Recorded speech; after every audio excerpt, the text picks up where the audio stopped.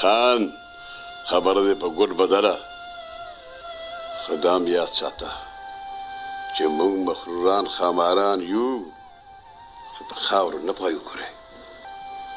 دا غږ د ټلویزیون، رادیو، سټیج او فلمونو د نومیالي اداکار عشرت عباس دی چې د سپتمبر په 14مه د زړه د دورې له امله ساور کړې ده. عشرت عباس د دسمبر په 1948 کال کې پیښور کې زیږېدلی. نوموړي له پیښور پوهنتون نه په اردو ادب کې تر 14 زده کړې کړې وې. عشرت عباس په 1958 کې د 10 کالو په عمر کې د رادیو پاکستان پیښور نه د فن سفر پیل کړی او کال 1988 نه په باقاعده توګه د اداکارۍ پیشه خپله کړه چې لا یې هم دوام لرو. د عشرت عباس په مرګ د فن او ادب شعبې سره تعلق لرونکو د جور غم او خفګان څرګندونه کړې. د ارواښاد عشرت عباس د وفات په اړه خیبر پښتونخوا کې د هنرمندانو د فلاحي تنظیم آرټیسټ اکشن فاونډیشن مشر ډاکټر نیاز علي خان مشال ریډیو ته خپلو خبرو کې وویل چې عشرت عباس د فن په نړۍ کې د یوې اکیډمۍ درجه لرله او مړینه یې له هغې شعبې لپاره لوی تاوان دی. نوموړي زیاته کړه چې د عشرت عباس ژوند او فن د راتلونکو فنکارانو لپاره مثال دی او فني خدمات به یې تل یاد ساتلی شي. هغه په خپل د یو اکیډمي د یو ادارې حیثیت لرلو، یو درسګاه وه چې خلکو به ترې زده کړه کوله. زما د فني کاریر لومړنی سیریل د پی ټي وي طارق سعید د هغې پروډیوسر نور البشر نوید صاحب د هغې رایټر سلګی او سلګی کې ما فرست ټایم 90s کې سټارټ اخیستی او ما سره په هغه ډرامه کې عشرت عباس صاحب رهنمایي به کوله، زده کړه به مې ترې کوله.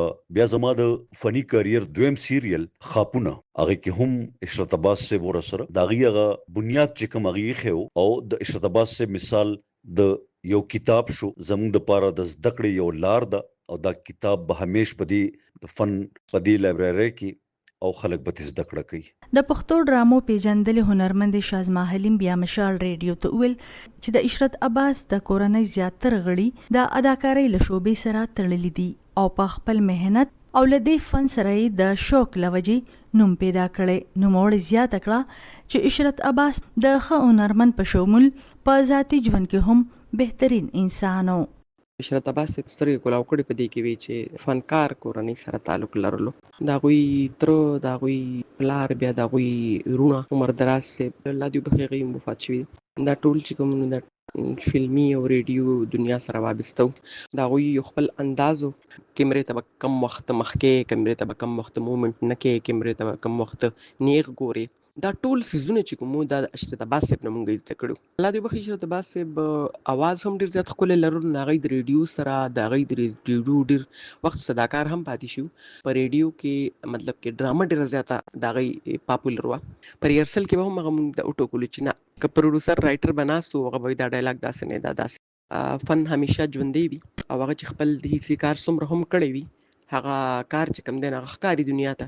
د ټلویزیون او رادیو اداکاري سروتلي هم مشال ریډیو ته د عشرت عباس په مړینه خفګان ښکاره کړ. نوموړي وویل چې په ټلویزیون او رادیو کې عشرت عباس نه ډېرې زده کړې کړې دي. نوموړي وایي چې په اداکارۍ او صداکارۍ کې د عشرت عباس ثاني نشته. ما هغوی سره بېشماره ډرامو کې کار کړی، په هندکو ډرامو کې مې کار کړی، په پښتو ډرامو کې مې کار کړی، په سټیج باندې مې هم ورسره کار کړی دی او په هر ځای کې هغوی ما له زده کړه راکړې ده، ما له پوهه راکړې ده. د آخرنه ورځو کې ورسره زما ملاقات شوی، هغوی ما ته ویل ثروت ما یو سکرپټ لیکلی دی او ته به راسره پکې کار کوې. مې بالکل بېشکه سرجي ولیده. دا غم دا صدمه داسې ده چې موږ یې نشو هېرولی. ډېره موده پورې به عشرت عباس صاحب زموږ په زړونو، زموږ په فکرونو کې، زموږ په سوچونو کې. خو دا دنیا ده، نن هغوی سبا مونږه.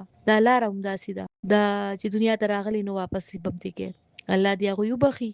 لیکوال او شاعر نور البشر نوید بیا مشال ریډیو ته وویل چې د اداکارۍ په دنیا کې عشرت عباس یو ځانګړې پیژنګلو لرله او هر کردار یې له زړه نه لوبولې چې اکثر وختونو کې پې د حقیقت ګمان کېدو.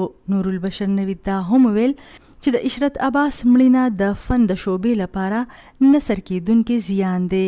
د ډرامې د فن یو بل ډیر ښه اداکار عشرت عباس زمنګ نه د همیشه لپاره جدا شو.